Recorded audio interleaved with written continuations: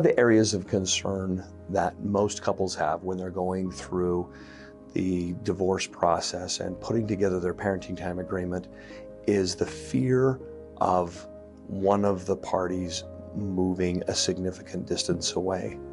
For obvious reasons, it means that there's going to be a change in the parenting time, possibly a change in the custody.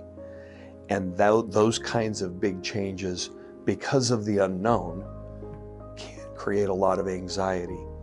And as a mediator, our job is to help you craft, first of all, educate you and create an awareness of really what the worst case scenarios can be, and then craft an agreement with some boundaries, with an understanding of what will happen in the event that somebody does move. There's typically two reasons why people consider making long distance moves after a divorce.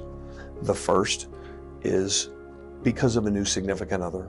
You've found somebody new, you're going to be with them and they live far away and you're making a decision to go live with them. The second would be for employment reasons.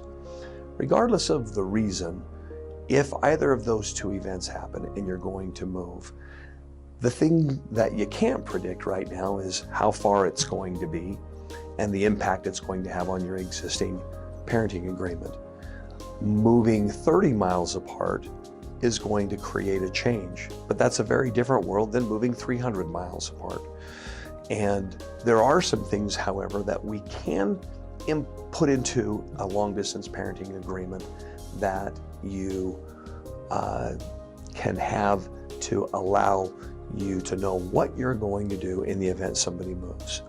So normally the first thing we encourage people to do is at least put a notice to move clause in, something that says the parties agree that no less than 60 days prior to a move, they are going to notify the other party of their intention to move and where that's going to be.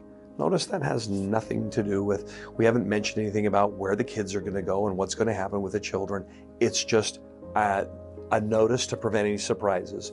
The last thing you want to have happen is you wake up one day and find out that your ex-spouse moved across the country the day before yesterday and you didn't know anything about it and took the kids.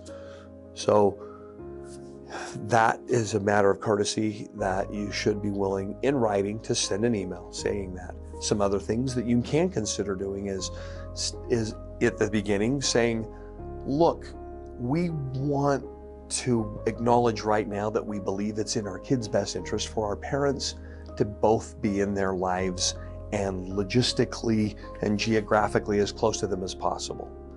If a party chooses to move, we agreed in advance that our children were going to be raised in this 50-mile geographic area.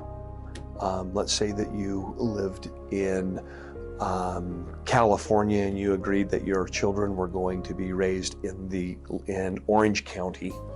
Then you could state the party that chooses to move from Orange County, if that happens, the other parent will automatically become the home base parent or the custodial parent. That incentivizes you to stay close.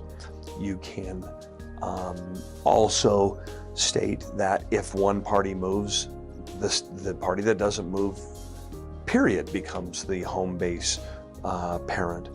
We discourage that because, again, we're always looking at agreements that are in the best interest of the children, and we don't know about what that world's going to be like and what's in their best interest because we just don't have all the information until that time comes. If you are worried about this, recognize there are some things you can control and some things you can't. Today, that's not one of the things you can control. And one of the things that the courts typically won't allow you to do is to have an agreement that says the parties agree that the individuals themselves cannot move. I get people asking me that all the time.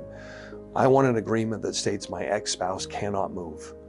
Well, always remember you can't agree to anything, any form of a contract that is endorsed by the courts where you would violate your constitutional right. And you can't stop somebody from moving. You can say, if you move, that you agree up front that you'll be moving alone and that you're not taking the kids, but you can't stop somebody from moving. Some other things you need to consider would be the costs of transportation. If there's a move, you could agree long before the move happens in your agreement, what are you going to do about those costs? Because regardless of where the kids go, there will be costs. The kids are going to have to go back and forth to see the parent. I see many couples agree to simply split those costs 50-50. It's important, if you're going to have something like that, you define which costs are going to be split. Are we splitting the airfare?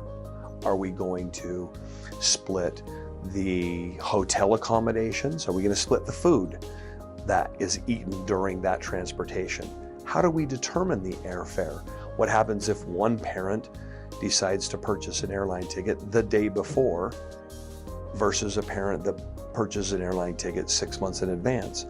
Certain things, because they will affect the cost, need to be built into the agreement so that neither party feels like they're being taken advantage of. Just stating 50-50 that you're going to split transportation costs can be problematic, especially if your incomes are not exactly the same at the time that you're trying to do that. Another thing that you might want to consider when building your transportation agreement is the importance of recognizing that you can incentivize one party to not leave by stating the parties agreed at the time of divorce that the moving party will pay the transportation costs. That now makes it such that if you're going to move, you really have to think, is it worth it for me to move? Because not only am I going to be not seeing my children as much, but I am going to be incurring all of the expenses. And that gives you another pause before making that move. And parties like that sometimes when they put their original divorce agreement together, because it just ensures that you're really thinking it through. Lastly, I'd like to just say, if there's going to be a move, be creative. I'm amazed at how many parents now, rather than looking at it as being an unfair thing, how dare you move and take my children, they step back and they say, look, I can be angry, or I can look at other possibilities.